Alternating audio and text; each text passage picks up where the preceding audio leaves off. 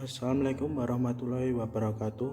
Kami dari kelompok 6 yang beranggotakan Andreas Prastiwi dengan NPM 20210073. Yang kedua, saya sendiri Ramadan dengan NPM 20210078. Dan yang ketiga, Aida Rahmawati dengan NPM 20210082. Yang keempat, Jamie Purbaningrum dengan NPM 20210085. Di sini kelompok kami membahas tentang ijtihad. Topik pembahasan materi pada kali ini yaitu pengertian ijtihad, yang kedua syarat ijtihad, dan yang ketiga macam-macam ijtihad. Pengertian ijtihad. Definisi. Secara etimologis berarti bersungguh-sungguh. Secara terminologis, ijtihad merupakan mencurahkan segenap kemampuan berpikir untuk mengeluarkan hukum syar'i yang praktis atau amalih dari dalil-dalil Al-Quran dan Sunnah. Orang yang melakukan ijtihad disebut mujtahid.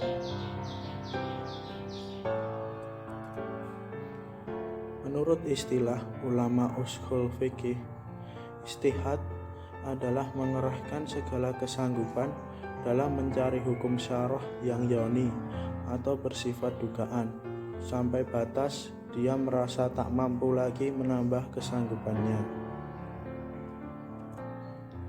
Ijtihad dalam pengertian bahasa adalah mengerahkan kesanggupan dalam mewujudkan suatu perkara yang mengharuskan adanya beban dan kesulitan.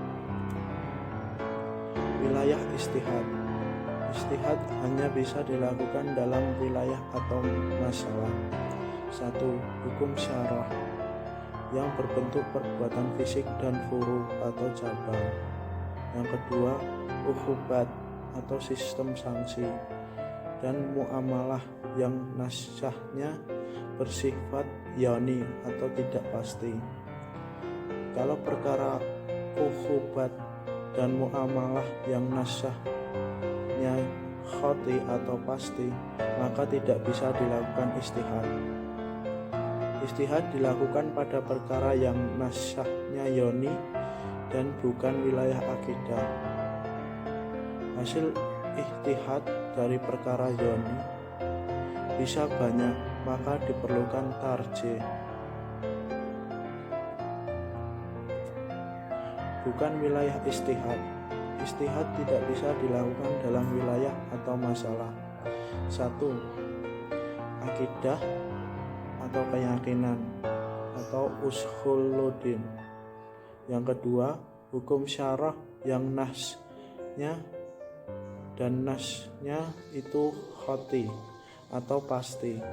Yang ketiga, perkara-perkara yang tidak bisa dikiaskan atau tidak dianalogikan, yaitu hukum makanan, minuman, pakaian, ibadah, dan akhlak. Dasar hukum. Yang pertama, Al-Quran Surat An-Nisa ayat 59. Yang kedua, Al-Quran Surat Al-Hasyr ayat ketiga. Yang ketiga, Atta bin Khalil Taisir Al-Wushuli Lal-Husul halaman 262. Yang keempat, hadis riwayat Bukhari dan Muslim. Manfaat ijtihad. Ijtihad mempunyai 4 manfaat. Yang pertama, dapat mengetahui hukumnya dari setiap permasalahan baru yang dialami oleh umat muslim, sehingga hukum Islam selalu berkembang dan mampu menjawab tantangan. Yang kedua, dapat menyesuaikan hukum berdasarkan perubahan zaman, waktu, dan keadaan. Yang ketiga, menetapkan fatwa terhadap permasalah yang tidak terkait dengan halal atau haram. Yang keempat, dapat membantu umat muslim dalam menghadapi masalah yang belum ada hukumnya secara Islam. Fungsi ijtihad. Ijtihad mempunyai 2 fungsi. Yang pertama, menguji kebenaran hadis yang tidak sampai ke tingkat hadis mutawatir.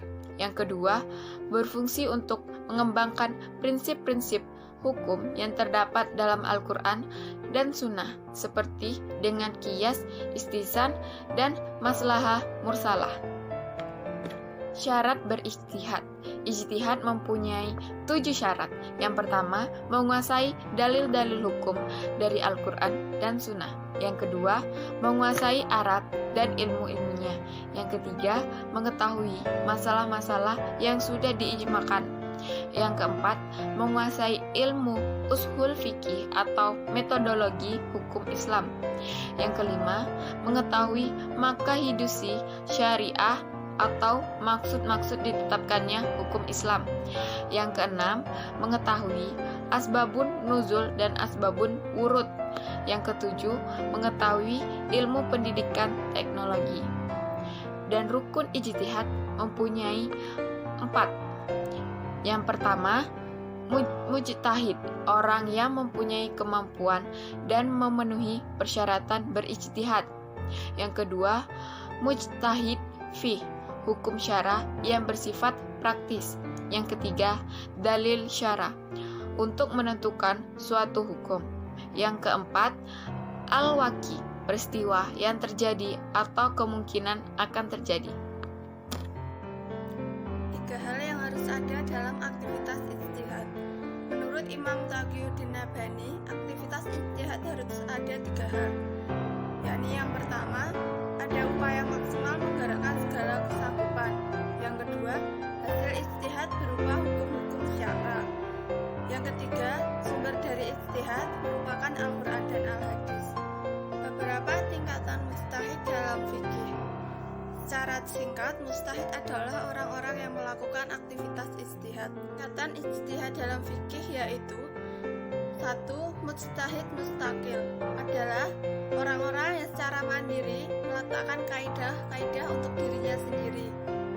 Jadi ia merumuskannya sendiri, kemudian menjadikannya sebagai metodologi dalam dasar hukum Islam, seperti yang dilakukan oleh imam mazhab, yakni Imam Syafi'i, Imam Hanafi, Imam Hambali, dan Imam Maliki. Yang kedua yakni mujtahid mutlak, yakni seseorang mujtahid yang memenuhi syarat-syarat untuk berijtihad tetapi tidak mencari kaidah-kaidah untuk dirinya sendiri. Selain itu, seseorang mujtahid mutlak dapat membedakan mana pendapat yang kuat dan mana pendapat yang lemah.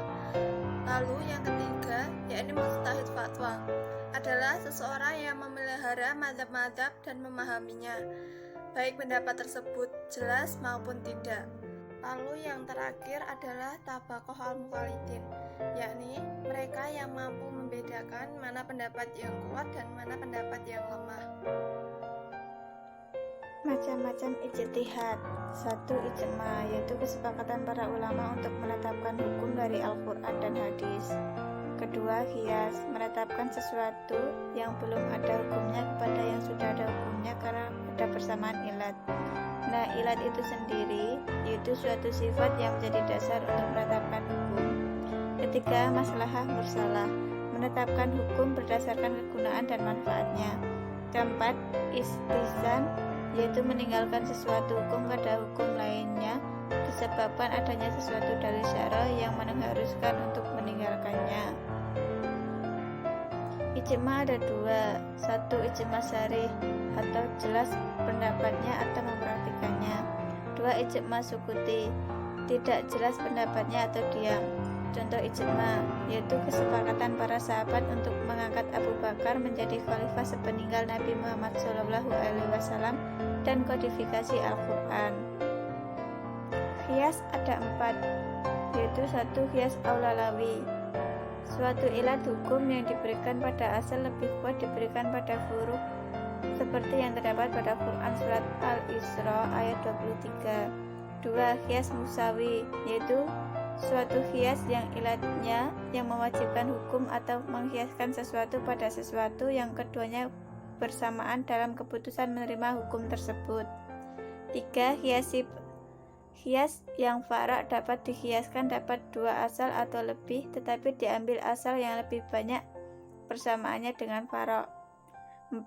Qiyas dalalah, yaitu ilat yang ada pada qiyas menjadi dalil atau alasan bagi hukum tetapi tidak diwajibkan baginya. Sekian dari kami. Apabila ada salah kata, kami mohon maaf yang sebesar-besarnya. Wassalamualaikum warahmatullahi wabarakatuh.